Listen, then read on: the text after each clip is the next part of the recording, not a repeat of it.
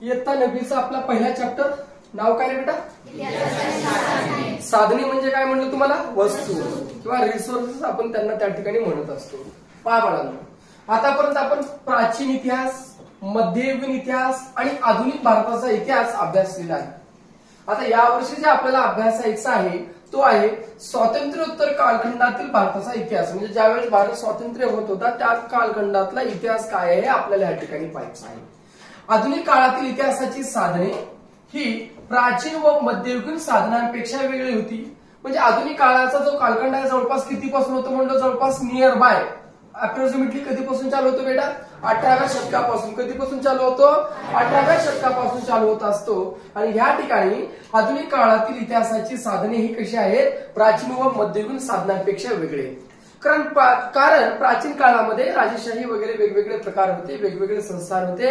मग ज्या वेळेस काय झाले की औद्योगिक क्रांती झाली. औद्योगिक क्रांती झाल्यानंतर जगभरामध्ये जसं ज्या पद्धतीने आज इंटरनेट आहे त्या पद्धतीने प्रत्येक देशांचे एकमेकांना काय होऊ लागलं की आंतरसंबंध होऊ लागला, व्यापार वाढू लागला. आणि प्रत्येक देश बघा, जेवढे युरोपियन कंट्रीज आहेत, विशेष करून डच असतील, फ्रान्स असतील या इंग्रज असतील, यांनी काय केलेलं आहे की दुसऱ्या देशावर जाऊन त्या ठिकाणी आपल्या स्वतःच्या वसाहती निर्माण केलेल्या आहे आणि स्वतःचा त्या ठिकाणी व्यापार निर्माण करण्यासाठी त्या लोकांचा आर्थिक आणि शारीरिक आपण काय म्हणूया त्यांची लूट केलेली आहे इंग्रजांनी या युरोपियन कंट्रीजने आपण म्हणूया मोस्टली तर. आणि त्या ठिकाणी आपल्याला पाहायचं आहे की जे आधुनिक जो काही भारताचा किंवा आपण म्हणूया जगाचा इतिहास आहे तो प्राचीन किंवा आपण त्याला काय म्हणूया मध्ययुगीन हे काळापेक्षा खूप वेगळा आहे. आता ह्याच्यामध्ये सर्वात महत्वाचे काय असतात की साधने कोणते असतात? आपल्याला ऐतिहासिक ज्या बाबी मिळत असतात किंवा ज्या ऐतिहासिक वस्तू तुम्हाला मिळत असतात हे कशा आधारे ठरवले जातात? लिखित स्वरूपाचे असतात. नंबर 1. कोणत्या स्वरूपात असतात? लिखित म्हणजे काय रे? लिहिलेल्या स्वरूपामध्ये असतात. ज्या पद्धतीने मी तुम्हाला सांगितलं की भारताची फाळणी करण्यात आली. मग भारताची फाळणी करण्यात आली, करत असताना पहिल्यांदा डॉक्युमेंट तयार करण्यात आले. एक पाकिस्तान तयार करण्यात आला, पुन्हा एक भारत तयार करण्यात आला. असे कागदावर डॉक्युमेंट तयार होतात पहिल्यांदा आणि लिखित स्वरूपात असतात. आणि त्याच्या अनुसारच आपल्याला काय करावं लागतं? पूर्ण नियोजनबद्ध काम पुढचं आपल्याला करावं लागतं. ते पूर्ण आढावा आपल्याला घेऊनच आपल्याला पुढच्या बाबी कराव्या लागतात. नंतर आहेत भौतिक साधने. त्या ठिकाणची भौतिक परिस्थिती कोणत्या प्रकारची आहे ते सुद्धा या ठिकाणी बाबी धरले जातात. भौतिक साधने कोणती आहेत हे सुद्धा त्याच्यामध्ये पाहिलं जातं. कारण पूर्ण टॉपिक जे येणार आहे 1 बाय 1 आपल्याला पूर्ण एक्सप्लेन करून पाहायचं आहे पुढे. आणि त्याच्यानंतर मौखिक साधने. सर मौखिक साधने म्हणजे काय? हो, मौखिक म्हटलं तर काय? तोंडी. जे आपण तोंडी सांगतो त्यांना काय म्हटलं जातं? मौखिक साधने म्हणतात. नंतर आहे दृक श्राव्य म्हणजे ऐकलेल्या माध्यमातील साधने. म्हणजे दृक श्राव्य म्हणजे काय? जे आपण ऐकून बोलतो तेच काय म्हणतात? दृक श्राव्य माध्यमातील साधने. साधने म्हणजे काय म्हटलं बेटा? वस्तू. यांच्या आधारे इतिहास अभ्यासता येतो. आधुनिक काळात आपणास प्रादेशिक, राज्यस्तरीय आणि राष्ट्रीय आणि आंतरराष्ट्रीय पातळीवरील साधनांची दखल घ्यावी लागते. बघा आता आपल्याला काय करावं लागतं? समजा उदाहरणामध्ये तुम्हाला एक नाव बदलायचं. उदाहरणार्थ आता आपण काय केलं? आपण औरंगाबादचं नाव संभाजीनगर केलं. हे करत असताना ऐतिहासिक दस्तावेज जे असतात लिखित स्वरूपातले ते पहिला हाताळलं जातं. कारण एक नाव बदलण्यासाठी की साधी बाब नाही, हे करण्यासाठी पहिल्यांदा तुम्हाला राज्याची परवानगी घ्यावं लागतं. नंबर 1. राज्याची घेण्याच्या पहिला तिथील स्थानिक लोकांच्या पहिल्यांदा जनभावना काय आहेत ते पहिल्यांदा बघितले जातात. नंबर 2. त्याच्यानंतर हा प्रस्ताव झाल्यानंतर हा केंद्राकडे पाठवला जातो आणि केंद्राची परवानगी आल्यानंतरच त्या ठिकाणी काय होतं? पूर्णपणे त्याचं नाव बदलतं. आज जरी आपण संभाजीनगर म्हणत असलो तरी जे काही कोर्ट आहे, हायकोर्ट हा औरंगाबादला आहे, त्याचं हायकोर्टला औरंगाबादच म्हणलेलं आहे. जोपर्यंत केंद्रामध्ये संशोधन होणार नाही तोपर्यंत होत नाही. हे सर्व काय असतात? लिखित स्वरूपात. उदाहरणामध्ये उदगीर 1950 साली बिदरचा भाग होता, माहिती असावं तुम्हाला. 1950 साली उदगीर हा बिदरचा भाग होता. मग बिदर पासून उस्मानाबाद वेगळं झाला, उस्मानाबाद पासून परत लातूर झालं. आता भविष्यात लातूर पासून मे बी पॉसिबल की येणाऱ्या काळामध्ये उदगीर वेगळा होईल. म्हणजे काय असतात ते? कशावर आपल्याला कळतं? हे ऐतिहासिक दस्तावेज जे असतात हे पूर्णपणे लिखित स्वरूपात असतात आणि त्यांच्यानुसार हे आपल्याला सर्व माहिती मिळत असते. मग हे प्रादेशिक असतील, राज्यस्तरीय असतील, राष्ट्रीय असतील, आंतरराष्ट्रीय पातळीवर साधनांची दखल घ्यावी लागते. म्हणजे ही साधने म्हणजे काय? जी संसाधने ते आंतरराष्ट्रीय लेवलची आपल्याला दखल घ्यावी लागतात. उदाहरणामध्ये आपलं जो काही पाण्याची ट्रिटी आहे, पाकिस्तान सोबत करार केलेला आहे, पूर्ण पाणी आपला काय करतो? वरच्या साईडचा जो आहे पाकिस्तानला जातो. मग तो वर्ल्ड बँकेने इंटरफेअर करून आपल्यामध्ये केलेला आहे. तो पुढचा भाग आहे. ज्यावेळेस तुम्हाला मला वाटेल की बेटर आहे तुमच्यासाठी त्यावेळेस मी तो टॉपिक घेईल तुमच्यासाठी. मग आता ह्या साधनांच्या मदतीने आपणास इतिहासाचे लेखन करता येतात. म्हणजे जे साधनं मिळतात त्याच्यानुसार आपल्याला काय करता येतं बेटा, इतिहासाचे लेखन करता येतात. आता उदाहरणामध्ये छत्रपती शिवाजी महाराजांचा जो इतिहास लिहिण्यात आला, काही फॉरेनर लोक भारतात आले होते, त्यांच्या काळामध्ये सुद्धा त्यांनी काय केले की महाराजांबद्दल पूर्ण माहिती घेऊन ठेवली त्या काळामध्ये. मग त्या काळातल्या माहितीनुसार आपल्याला काय करतात, ऐतिहासिक साधने बघा. त्याने त्या काळात लिहिलं पुस्तक, म्हणजे तो आज काय झाला आपल्यासाठी लिखित स्वरूपातील ऐतिहासिक साधने. आणि त्यांचाच आपण काय करू शकतो, रेफरन्स घेऊन त्या काळातले त्या कालखंडातले लोकांचा आपण रेफरन्स घेऊन काय करू शकतो, इतिहासाची चांगल्या प्रकारे आपण त्या ठिकाणी मांडणी करू शकतो. आणि हेच अशाच प्रकारचे जे साधने असतात हे आपल्याला पूर्णपणे काय करावं लागतं, मांडणी त्या ठिकाणी आपल्याला करावं लागतं आणि खूप गरजेचे असतात आपल्यासाठी. पहा आता लिखित साधने, खालील साधनांचा लिखित साधनामध्ये समावेश होतो. आता लिखित साधने कोणती बघायला बेटा, खूप महत्वाचं आहे. लिखित साधने म्हणजे काय, लिहिलेल्या स्वरूपातील साधने. लिखित साधने म्हणजे काय, लिहिलेल्या स्वरूपातील साधने. आता ह्याच्यामध्ये पहिल्या लोकांचं काय काय असायचं पहा बेटा. पहिला रोजनिशी. रोजनिशी म्हणजे काय, तुम्ही डायऱ्या वगैरे करता बघा, रोजच्या रोज दैनंदिन जे वयामध्ये लिहितात. काय प्रत्येक जण डायऱ्या बिऱ्या करत नाही. काय काय जणांना अति उल्हास असतो, जणू काय आयुष्यामध्ये तीर मारल्यासारखं रोजनिशी रोज लिहितात. शाळेतले कधी लिहित नाहीत पण इतकं चांगलं लिहितात रोज. दॅट इज अ रोजनिशी. दैनंदिन जीवनामध्ये जे घडलेले काही उपक्रम असतात, जे काही घडामोडी असतात, जे आपण त्यांना लिहितो त्यांना काय म्हटलं जातं, रोजनिशी त्या ठिकाणी म्हटलं जातं. ग्रंथ, अनेक प्रकारचे ग्रंथ आहेत. रामायण आहे, महाभारत आहे, हे आपले ऋग्वेद आहे, यजुर्वेद आहे, सामवेद आहे, अथर्ववेद आहे. अनेक प्रकारचे जे वेद आहेत, ग्रंथ आहेत, असे अनेक प्रकारचे ऐतिहासिक ग्रंथ आहेत. हे ग्रंथ सुद्धा कसे आहेत बेटा, लिखित साधनांच्या स्वरूपात असतात. पहिला मोबाईल नव्हता ना, पहिला व्हॉट्सअप नव्हता ना, इंस्टाग्राम होता, हॅलो हाय कुठे ये चौकात, असं काही प्रकार नव्हता पहिला. बघा किती अवघड होतं पहिला. समजा एखाद्या जर पोरीला बैठलं, लग्नातली पोरगी आवडली तर तिला हुडकीने किती आवड होतं. आता नाव टाकल्या लगेच येत्या फेसबुक, इंस्टाग्राम, एवढे फॉलोअर्स तेवढे फॉलोअर्स. पहिला तसं फॉलोअर फिलोअर काही प्रकार नव्हता तेव्हा. मग तेव्हा काय करावं लागत होतं, डायरेक्ट घरला जाऊन बापाला पाठवून म्हणजे लग्नाचा कार्यक्रम करावा लागत होता. मग ह्या ठिकाणी पहा बेटा, पहिला लोक काय करायचे, पत्र व्यवहार करायचे. समजा शाळेला शिकायला जरी लांब लेकरू राहिला तरी त्या ठिकाणी काय करायचे, पत्र व्यवहार करायचे लिखित स्वरूपामध्ये. समजा रजा पाहिजे तरी आज सुद्धा आपण काय करतो, शाळेतून बाहेर जायचं असेल डोंबा मारून, पोट दुखलं काहीतरी दुखलं म्हणून रजा देतो. हे रजा म्हणजे काय असतात तुमचे, पत्र व्यवहार, पत्राच्या द्वारे केलेले व्यवहार. पहिला होतं का, पहिला जर शिकायला जर गेलं तर पहिला रोड सुद्धा नव्हते माहिती राहावं. गावाला जर जायचं म्हणलं शिकायला वगैरे तर पहिल्या बैलगाडीवर जात होते लोक, बैलगाड्या जात होते. 1 घंट्यात लातूरला जातो आपण, 1.5 तासामध्ये. नंबर 1 रोड आहे. पहिला लातूरला जायला 2 दिवस लागत होते. 30 किलोमीटरला मुक्काम करायचा, परत अजून पुढे 30 किलोमीटरला चालत जायचं. लोक 14 किलोमीटर पहिला चालत जायचे. आता इथून मला पुण्याला पत्र व्यवहार करायचे आहे, मला रोज पुण्याला जाणं शक्य आहे का, बैलगाडी घेऊन जाणं शक्य आहे का मला. पण पहिला काय करायचे, टपाल असायचे. पोस्टमॅन म्हणतो ना, पोस्टमॅन. म्हणजे पोस्टमॅनच्या माध्यमाने काय करायचं, आपण पत्र व्यवहार करून त्यांना त्या ठिकाणी द्यायचं. मग त्याच्यानंतर निघाला स्पीड पोस्ट, लवकर जायचं. त्याच्यानंतर पुन्हा हे पूर्णपणे एक जाळं तयार झाले पत्र व्यवहाराचं. अभिलेखागारातील कागदपत्रे, हे खूप महत्वाचं आहे. अभिलेखागारातील कागदपत्रे काय असतात, जे जे काही ऐतिहासिक घटना घडलेल्या असतात त्या ऐतिहासिक घटनांचा संग्रह त्या ठिकाणी केलेला असतो. आणि एशिया खंडातील सर्वात मोठं जो काही अभिलेखागारातील कागदपत्राचा जो संग्रह आहे तो आपल्या भारतामध्ये. ह्याच्यामध्ये काय केलं जातं, उदाहरणामध्ये आता मी जे म्हटलं उदाहरण एक लातूरचं दिलं तुम्हाला. जेवढ्या ऐतिहासिक घटना घडल्या जातात, या इतिहासात घडलेल्या घटना असतात, ह्या सर्वांचे कागदपत्र त्या ठिकाणी सुखरूपरित्या ठेवले जातात. त्यालाच काय म्हटलं जातं, अभिलेखागारातील कागदपत्रे म्हणतात. सरकारी गॅझेट, सरकारी गॅझेट काय असतात हो सर, तुम्ही अनेक ठिकाणी बघितलं असेल. गॅझेट म्हणजे काय, पत्र म्हणतो आपण, एक राजपत्र, त्या पद्धतीने एक शासनपत्र असतं सरकारी गॅझेट.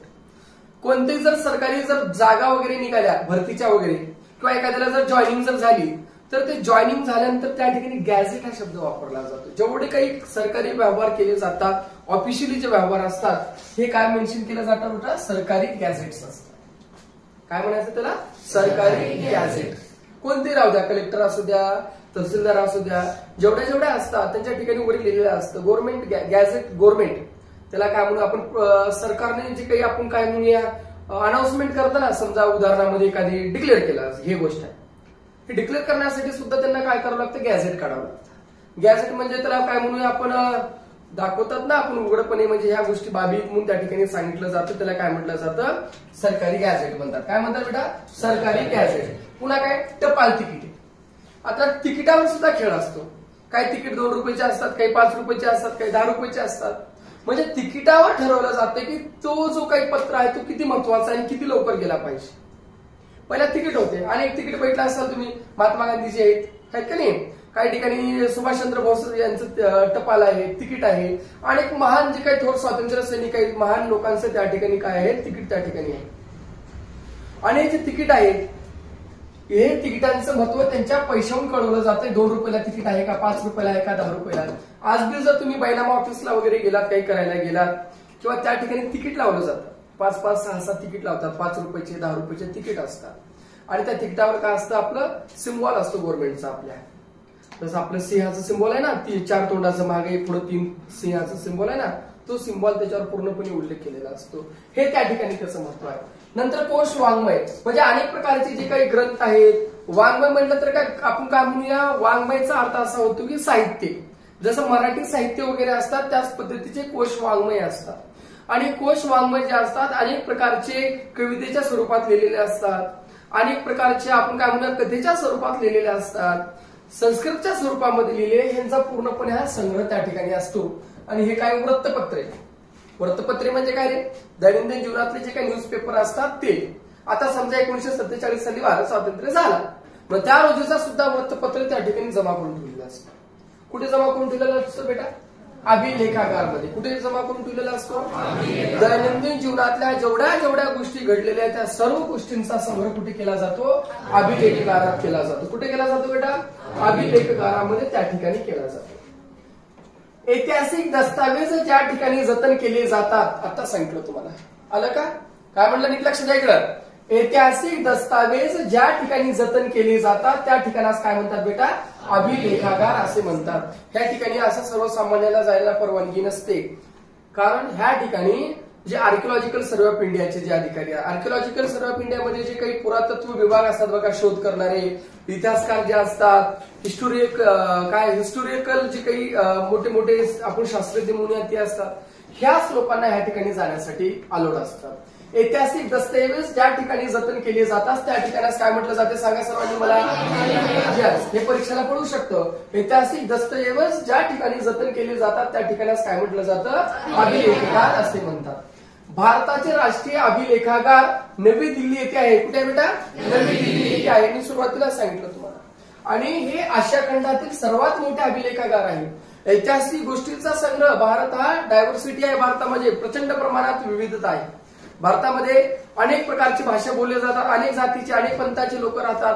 त्यांचे ऐतिहासिक धरोहर, त्यांचे ऐतिहासिक साधनं, सापडलेल्या अनेक उत्क्रांतीमध्ये सापडलेले जे काही दस्तावेज असतात, हे सर्वांचा त्या ठिकाणी काय केला जातो, पूर्णपणे संग्रह केला जातो. आणि सर्व जे काही ऐतिहासिक वस्तू असतात, हे ऐतिहासिक वस्तू कुठे ठेवल्या जातात बेटा, सांगा बरं का, अभिलेखागार. आणि भारतातला सर्वात मोठा अभिलेखागार कुठे आहे बेटा, न्यू दिल्ली, दिल्लीमध्ये आहे, नवीन दिल्ली या ठिकाणी आहे. आणि हे एशिया खंडातील सर्वात मोठं अभिलेखागार आहे. एशिया खंडातील सर्वात मोठं अभिलेखागार आहे बेटा. मग पुढे पहा, आधुनिक कालखंडातील वृत्तपत्रे जशी लोकशाहीचा चौथा स्तंभ आहे. आज काय म्हणतो आपण, लोकशाहीचा चौथा स्तंभ कुणाला म्हटलं जातं म्हणलं तर तुम्ही कुणाला म्हणणार, वृत्तपत्र. म्हणजे न्यूजला काय म्हटलं जातं, लोकशाहीचा चौथा स्तंभ म्हणतात. कुणाला म्हणतात रे, सांगा कुणाला म्हणतात, लोकशाहीचा चौथा स्तंभ वृत्तपत्रांना म्हणतात. कुणाला म्हणतात, जे न्यूज वगैरे असतात ना, न्यूज काय करतात, न्यूज हे सरकारचे जे काही काय म्हणून जे काही चालू घडामोडी ते दाखवण्याचं काम करतात. जर समजा सरकार जर वाईट करत असेल तर त्यांना विरोध करण्याचं काम करतात. सत्यता बाहेर आणण्याचं काम हे न्यूज पेपरचं किंवा आपण काय म्हणूया वृत्तवाहिनीचं ते काम असतं. जर ते त्या पद्धतीने करत नसतील तर त्यांना आपण वृत्तपत्रे म्हणू शकत नाही, त्यांना गुलाम म्हणतो आपण. म्हणजे वृत्तपत्रकांचं काम काय असतं की प्रामाणिकपणे जे सत्यता आहे ते लोकांपुढे आणणं हे त्या ठिकाणी त्यांचं काम असतं आणि त्यांना आणावंच लागतं. आधुनिक कालखंडातील जी काही वृत्तपत्रे असतात ही जशी लोकशाहीचा चौथा स्तंभ आहे तशी ती माहिती देणारी प्रमुख साधनेही आहेत. म्हणजे वृत्तपत्रांच्या माध्यमाने जेवढी काही माहिती मिळते तुम्हाला, कुणावर मिळते रे तुम्हाला? न्यूजपेपर. किंवा तुम्ही काय करता, युट्यूबला जाता बातम्या बघता, घरी गेल्या गेल्या टीव्हीवर जाता बातम्या बघता.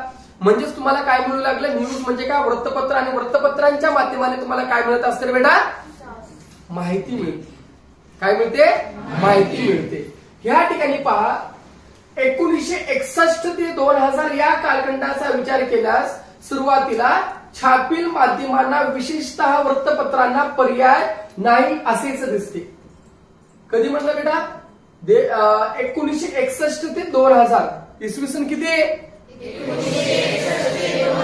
या कालखंडाचा विचार केला, सुरुवातीला छापील माध्यमाला, विशेषतः वृत्तपत्रांना पर्याय नाही असेच दिसते. कारण त्या काळामध्ये फक्त काय होते? वृत्तपत्र होते. मी जसं म्हटलं, इंटरनेट हा प्रकार होता का? नाही. दूरदर्शन मी त्या काळामध्ये नव्हता. पुन्हा दूरदर्शन आला. पुन्हा त्या काळात काहीच असं त्या ठिकाणी नव्हतं. आणि विचार केला, सुरुवातीला छापील माध्यमांना, विशेषतः वृत्तपत्रांना पर्याय नाही असेच दिसते. भारतात उदारीकरण सुरू झाले आणि इंटरनेटचा सार्वत्रिक प्रसार सुरू झाल्यावर छापील माध्यमांना पर्याय उपलब्ध झाला. पहिल्या सर्व कशावर डिपेंड होते रे? न्यूजपेपर. जे आलं तेच खरं. पण राजीव गांधीच्या काळामध्ये माहिती असू द्या, राजीव गांधींना काय म्हणूया आपण, इंटरनेटचा जनक म्हटलं जातं. ज्याने इंटरनेट म्हणूया किंवा आपण काय म्हणूया त्यांना, जे काही सोशल मीडिया वगैरे म्हणतो.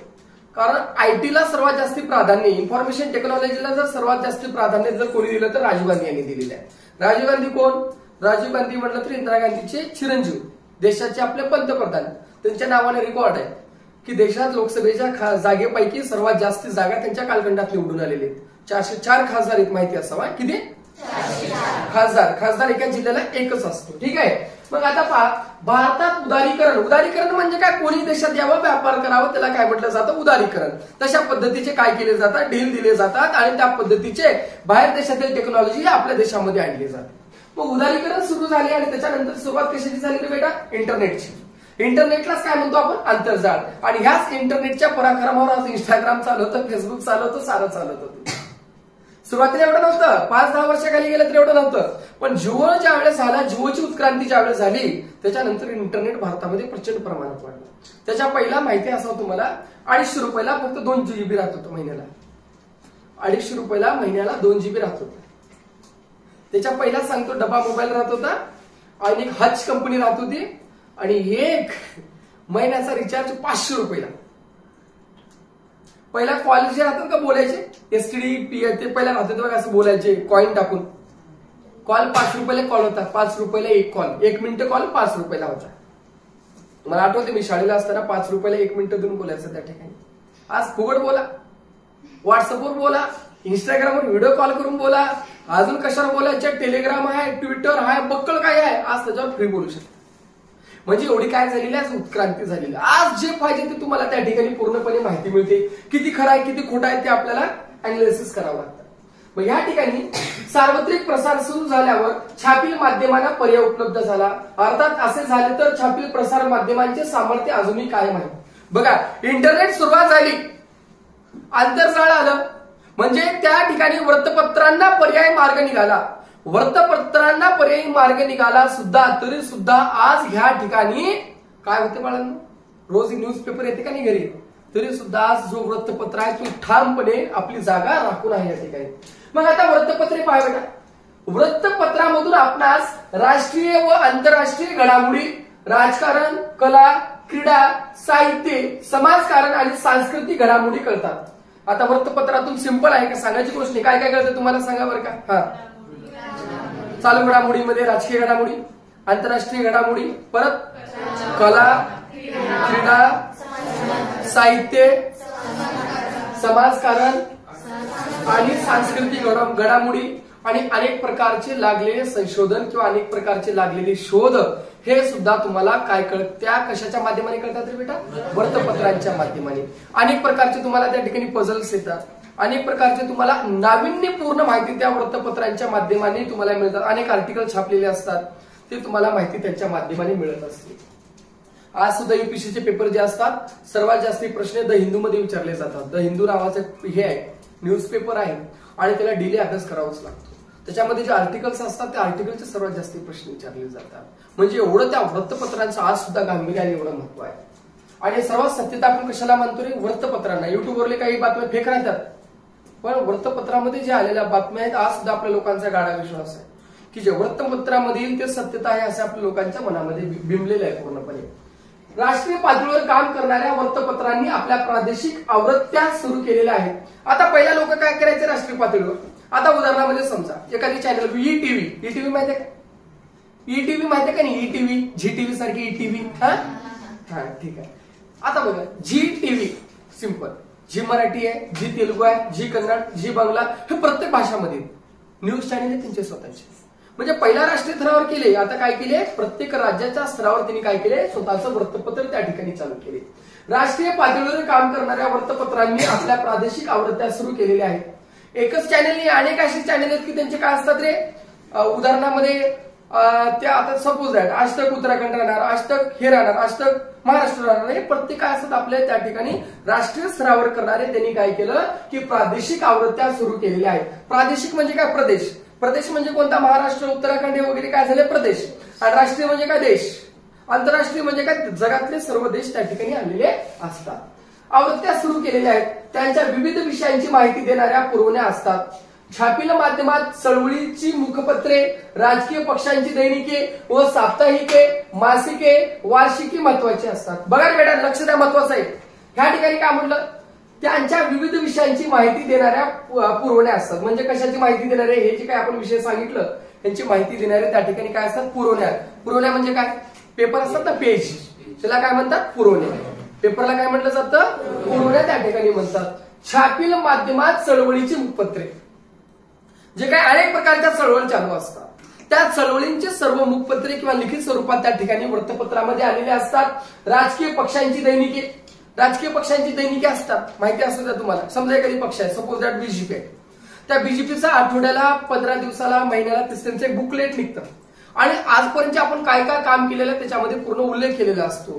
हे त्या ठिकाणचे उल्लेख केलेले हे काय करतात? जे काही राजकारणी लोक असतात, लोकमत असते, त्यांना ते जाहिरात देतात आणि त्या जाहिरातीच्या माध्यमाने तुम्हाला काय होतं ते पूर्ण माहिती येते. कुणाचा बर्थडे आहे? आता आमचा भाऊचा बर्थडे आहे, भाऊचा बर्थडे आला का लगे भाऊ का बर्थडे आहे म्हणून त्या ठिकाणी पूर्ण जाहिरात त्या ठिकाणी केली जातात.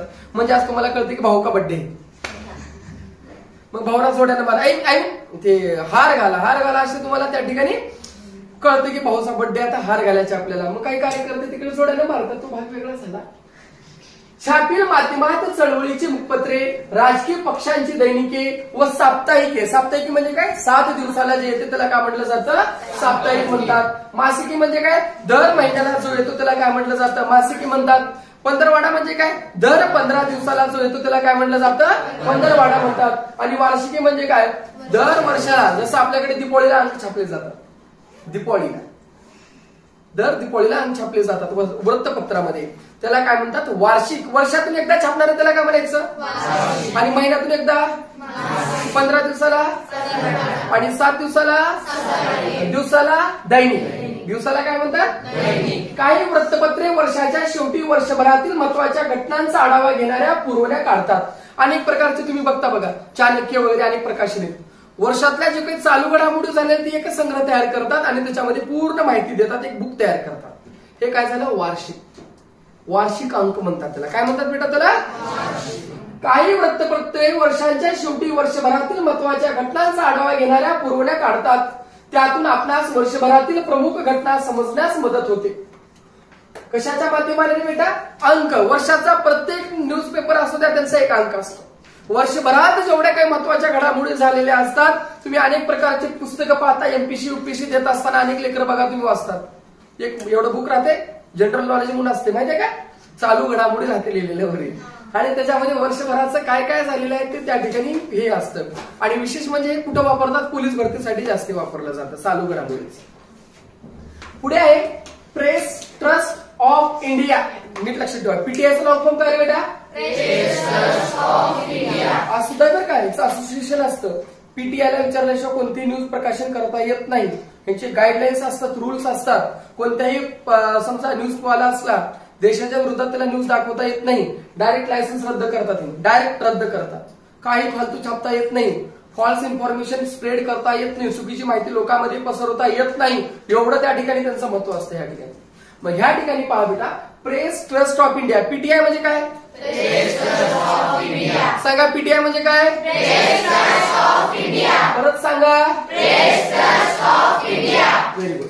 पहा, प्रेस ट्रस्ट ऑफ इंडिया 1953 नंतर भारतातील बहुसंख्य वृत्तपत्रांसाठी सर्व महत्वाच्या घटनांचे प्राथमिक तपशील, काय म्हणलं? प्राथमिक तपशील, महत्वाच्या विषयावरील लेख यासाठी प्रेस ट्रस्ट ऑफ इंडिया हा महत्वाचा स्रोत आहे.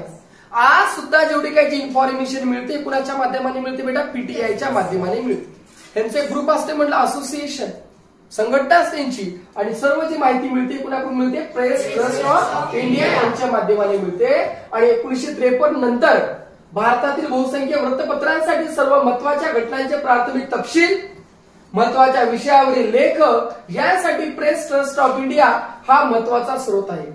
प्रेस ट्रस्ट ऑफ इंडियाने वृत्तलेख, काय बेटा? वृत्तलेख, लिहिलेले जे काही लेख असतात त्यांना काय म्हणायचं? वृत्तलेख. छायाचित्र म्हणजे काय? पिक्चर वगैरे काढलेले असतात. एक माहिती राहू द्या, समजा एक न्यूजवाला आहे, त्याला जाऊन तिथे व्हिडिओ काढलाय, त्याचा व्हिडिओ तुम्हाला दुसऱ्याला कॉपी करता येत नाही बरं का? त्याचे बंधन असतात. तुम्हाला वापरायचं असेल तर त्याला तेवढे पैसे द्यावे लागतात, त्याच्यानंतर तुम्हाला वापरता येतं. That is a copyright. ती कॉपीराईट त्याची असतात, मालकी त्याची असते. मग असं राहिलं असतं, एकच न्यूजवाला गेला असं सारे कॉपी मारले असते, मग सारे ढोरे गेल्यावर एकाच्या मागे कशाला जातात?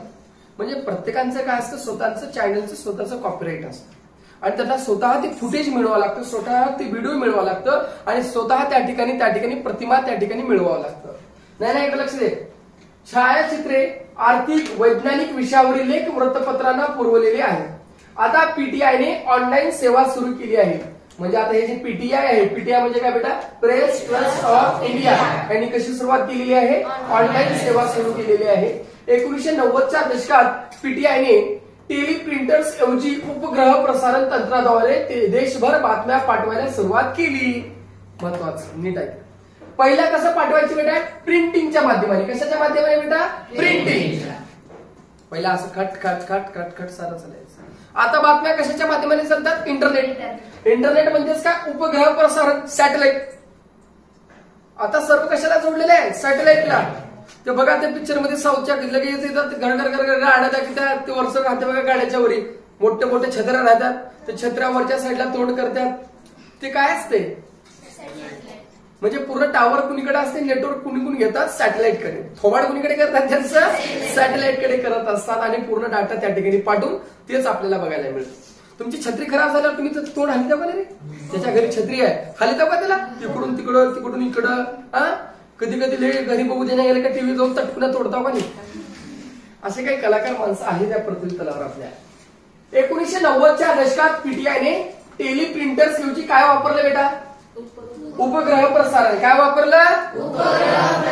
कधी वापरलं? पहिला काय होतं मग? टेलिप्रिंटर्स. आता काय वापरलं? उपग्रह प्रसारण तंत्राद्वारे देशभर बातम्या पाठवायला सुरुवात केली. आधुनिक भारताच्या इतिहास लेखनासाठी हा मजकूर महत्वाचा आहे. सर्वात महत्वाचं म्हणजे काय? पहिला फक्त प्रिंटर होतं, आता काय आलं? उपग्रह प्रसारण. जे टीव्ही दूरदर्शन जे आहे ना, त्या टीव्ही दूरदर्शनलाच काय म्हणलं जातं? उपग्रह प्रसारण. पहिले एकच न्यूज चॅनल होता, डीडी न्यूज, दूरदर्शन न्यूज. मग पुन्हा काय झाले? प्रायव्हेट चॅनल आले बाहेर. पहिला डीडी होतं, फक्त DD Bharati, DD news, DD sport, DD, फक्त डीडी दूरदर्शन. काय अर्थ रे बेटा? दूर करणारं दर्शन, त्याला काय म्हणायचं? दूरदर्शन. डीडी काय रे? DD 90 DD. पहा, छापील माध्यमात भारत सरकारच्या प्रकाशन विभागातर्फे काढण्यात येणाऱ्या वार्षिकामधील माहिती विश्वसनीय असते. बघा हे नीट लक्ष द्या, खूप महत्वाचं आहे. शब्द काय वापरला बघा जावा तुम्ही, शब्दात महत्व असतं. जे माहिती असते, माहिती कशी असते बेटा? विश्वसनीय माहिती असते. माहिती खोटी देता येते का? नाही. कारण हे माहिती जी असते, एक लक्षात ठेवा, ते तुम्ही रिपब्लिक इंडिया वगैरे चॅनल बघा, आज तक, ख्रिस्तक, पर आरडत राहतात बघा, दिवसभर काय बी आरडत द्या. पण ते जेव्हा तुम्ही डीडी न्यूज लावून बघा, तुम्हाला अजिबात कोणती माहिती मिळणार नाही. वाईपर जेवढी कामाची माहिती आहे तेवढंच बोललं जातं. शेतकऱ्यांची माहिती कामापुरती, परराष्ट्र धोरणाची माहिती कामापुरती, कोणत्या सरकारी योजना आहेत कामापुरते. इथं जर समजा तिथून फक्त तिथपर्यंत गेला, हे गेला गेला गेला मेला मेला त्याला मारूच टाकून देतात त्या ठिकाणी. म्हणजे जेवढी काही विश्वसनीय माहिती आहे ह्या ठिकाणी यांना दाखवावंच लागतं.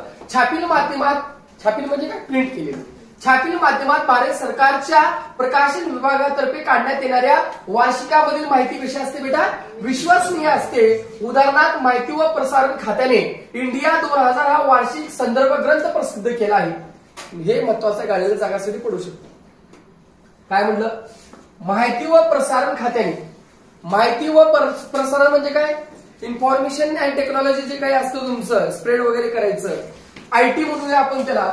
माहिती व प्रसारण खात्याने इंडिया 2000, काय बेटा नाव, इंडिया 2000 हा वार्षिक संदर्भ ग्रंथ प्रसिद्ध केला. तुम्हाला विचारू शकतं, माहिती व प्रसारण खात्याने इंडिया 2000 हा वार्षिक काय प्रसिद्ध केला, संदर्भ ग्रंथ. काय प्रसिद्ध केला, नाव काय होतं त्याचं, इंडिया 2000, इंडिया 2000, इंडिया 2000. सदर ग्रंथ संशोधन, संदर्भ व प्रशिक्षण विभागाअंतर्गत तयार केलेला आहे. पहिल्यांदा काय केलं जातं, त्याच्यावर संशोधन, त्याची सत्यता तपासली जाते, त्याच्यावर संशोधन केलं जातं. नंबर 2, संदर्भ काय आहे.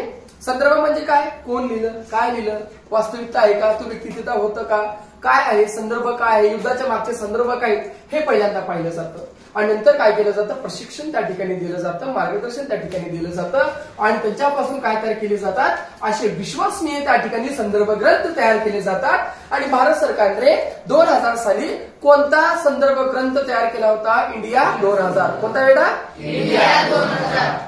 इंडिया 2000 या ग्रंथात भूमी, नीट ऐका, या ग्रंथात भूमी म्हणजे जमीन, लोक, राष्ट्रीय प्रतीके, राजकीय व्यवस्था, संरक्षण, संरक्षण म्हणजे काय, सिक्युरिटी, संरक्षण म्हणजे काय, सिक्युरिटी, शिक्षण, एज्युकेशन, सांस्कृतिक घटना, अनेक प्रकारच्या घडलेल्या सांस्कृतिक घटना. सांस्कृतिक घटना काय असतात रे बेटा, जसे की आपल्यामध्ये काय असतं, होळी, एका प्रकारची काय आहे, सांस्कृतिक घटना आहे. जे काही आपल्या ऐतिहासिक घटना असतात त्यांना आपण काय म्हणूया, सांस्कृतिक पारंपरिक जे काही घटना असतात त्यांना काय म्हटलं जातं, सांस्कृतिक घटना म्हणतात. विज्ञान व तंत्रज्ञानातील घडामोडी, समजा आपली अवकाशयान मोहीम झाली, मंगलयान 1 झालं, मंगलयान 2 झालं, आता मंगलयान 3 होणार आहे. हे सर्व माहिती त्या ठिकाणी काय केली जाते, अभ्यास केली जाते. नंतर पर्यावरणाबद्दल, म्हणजे पर्यावरणाची काय माहिती असेल सांगा बरं का, वाढणारा प्रदूषण, किती भारतानं झाडं लावलं, किती गरज आहे. एक लक्षात घ्या, जेवढं क्षेत्रफळ आहे त्या क्षेत्रफळाच्या 33% झाडं लावणं हे बंधनकारक आहे. किती टक्के, 33%. पण आपल्या लातूर जिल्ह्यामध्ये 1% कमी झाडे, 1% कमी. आणि भारतामध्ये राजस्थानमध्ये सर्वात जास्त वृक्ष कमी, 1% जवळपास कमीच आहे, त्याच्यापेक्षा सुद्धा कमी असते. पहा बेटा बाळांनो, मग आता पहा विज्ञान व तंत्रज्ञानातील घडामोडी. लक्ष द्या बेटा, पर्यावरण, आरोग्य व कुटुंब कल्याण. आरोग्य व कुटुंब कल्याण म्हणजे काय, राशन वगैरे जे असतात, सरकारी दवाखाने जे असतात, हे सर्व सुविधा त्या ठिकाणी देणं. आरोग्य, समाज कल्याण, तुम्हाला माहितीये का समाज कल्याण काय असते, समाज कल्याण हे फक्त अनुसूचित जातीसाठी राखीव असतं.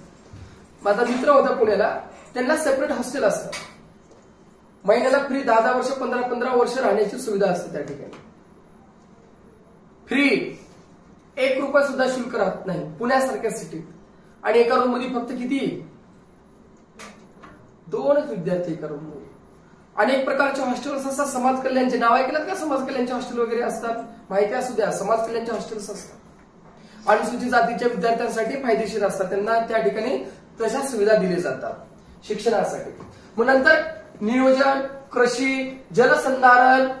जलसंधारण म्हणजे काय, पाणी अडवा, पाणी जिरवा, जे काही सरकारच्या अनेक प्रकारच्या मोहीम असतात ते त्याच्यामध्ये असतात.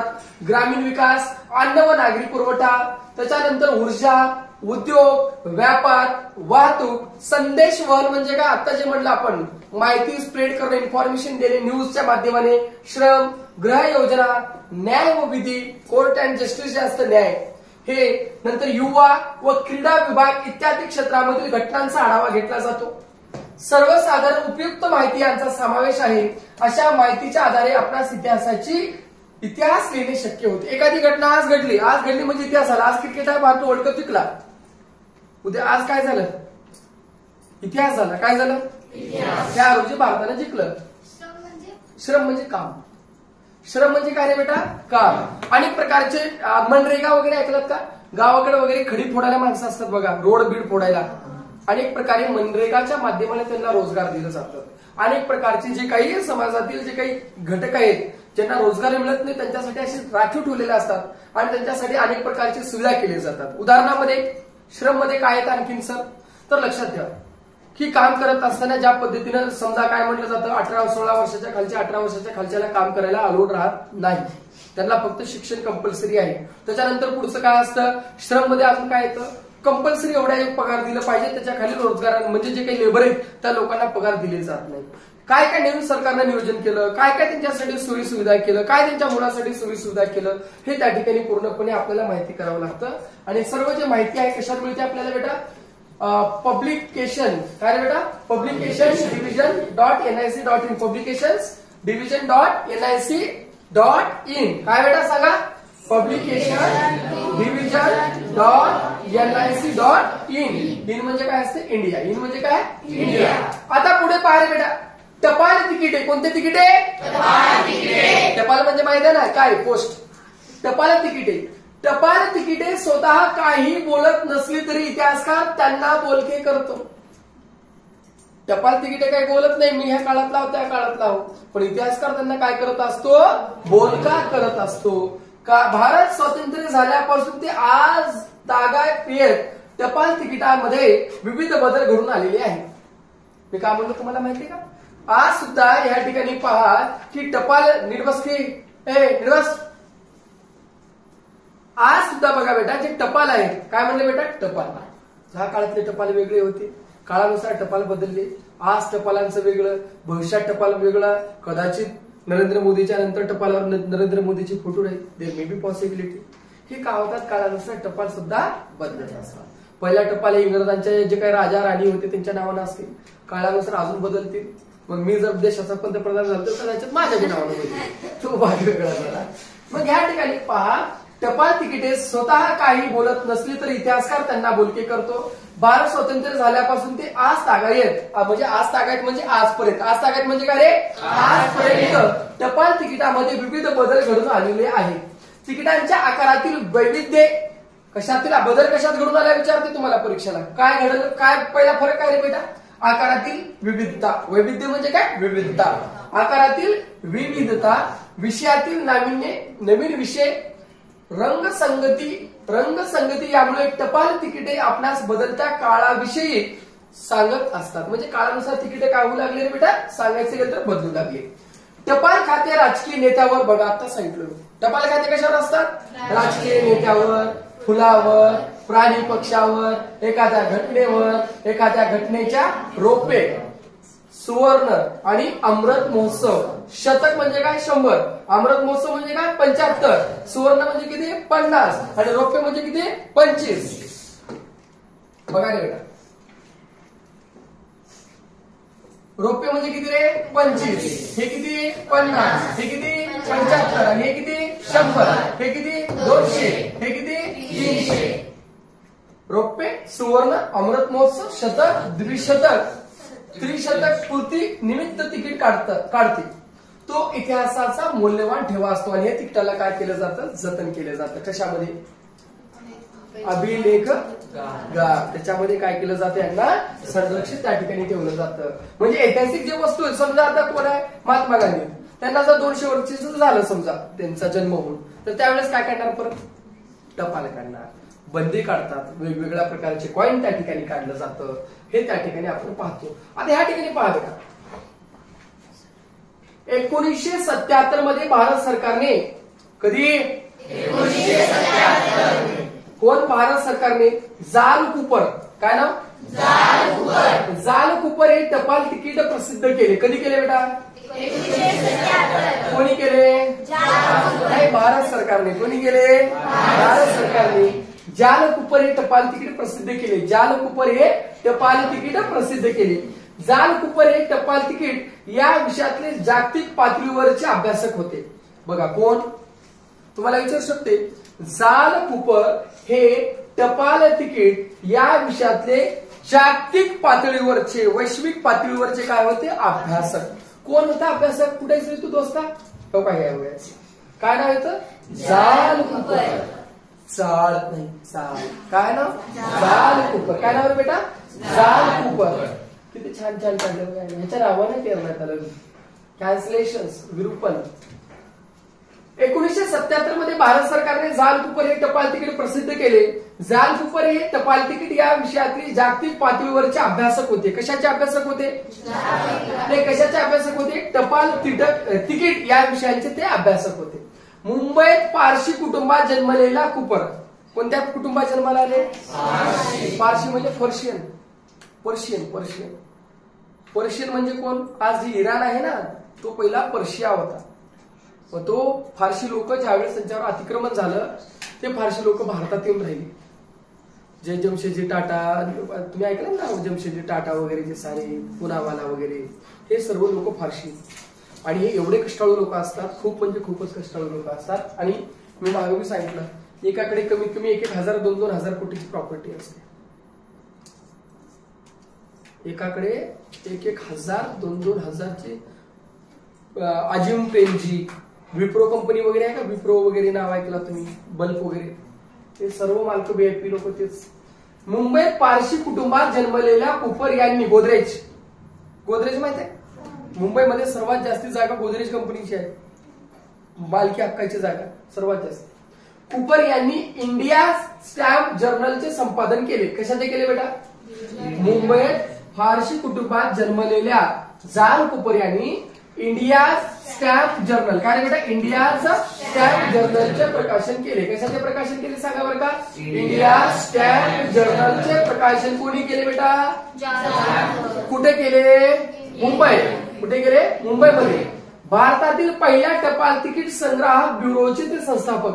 म्हणजे भारतामध्ये ज्यावेळेस पहिला तिकीट हे करण्यात आला, ऑफिशियली करण्यात आला, त्याची जी संघटना तयार करण्यात आली शासनाच्या माध्यमाने, भारतातील पहिल्या टपाल तिकीट संग्राहक ब्युरोचे संस्थापक कोण आहेत रे बेटा? जाल कुपर. कोण आहे? जाल कुपर. फर्स्ट फिलाटेलिक ब्युरो जाल कुपर आहेत. त्यांनी एम्पर ऑफ इंडिया फिलोटेलिक सोसायटीची स्थापना केली. कशाची केली बघा? Emperor of India. काय रे बेटा?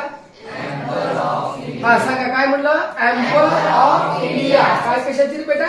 एम्पर ऑफ इंडिया फिलोटेलिक सोसायटीची स्थापना केली. कशाची केली सांगा? एम्पर ऑफ इंडिया फिलोटेलिक सोसायटीची स्थापना त्यांनी केली. या विषयावर पुढे त्यांनी पुस्तक लिहिलं.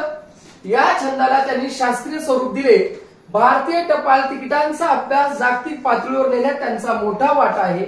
टपाल तिकीट संग्राहक अशी कारकिर्दीची सुरुवात करून जागतिक पातळी गाठणाऱ्या कुपर यांचे योगदान समजण्यास